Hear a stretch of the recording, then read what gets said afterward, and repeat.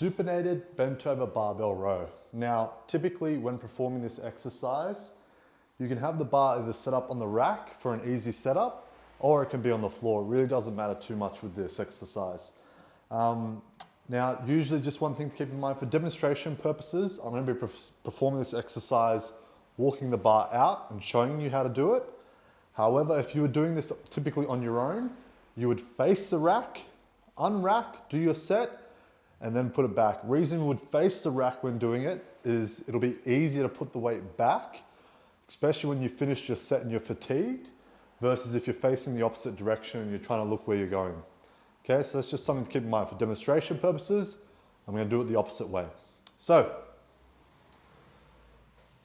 grabbing the bar shoulder width or just outside, you don't want to go too wide with this exercise. Make sure your grip is even, firm grip, hands are underneath, so supinated grip. First, standing the bar up, walking out away from the rack.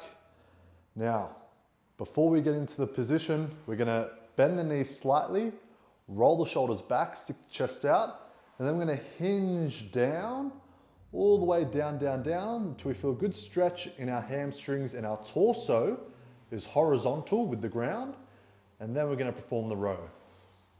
I'm not using any momentum. I'm controlling, squeeze, control, squeeze, maintaining a firm grip, squeeze, squeeze, no momentum, control only. All right, finished. Now, some things to keep in mind from a technique perspective. Where most people go wrong with this movement is they're far too upright when performing it. And the problem with being in an upright position is it physically reduces your range of motion. Here's an example. If I'm only here, which is the most common position people will be in, I'm only getting this much range. Whereas if I go all the way down to where I'm horizontal now with the ground, look how much more range of motion I get.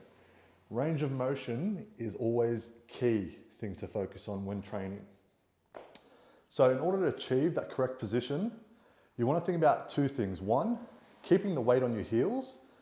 This will help you shift your hips back. And two, you should feel that lengthening and stretch sensation in your hamstrings. If you're not feeling that sensation of length through your hamstrings whilst on your heels, then you're most likely too upright. So think about that position, hips go back. Because I've got the weight in front, I can offset myself. Hips go back, knees are slightly bent. Row, row.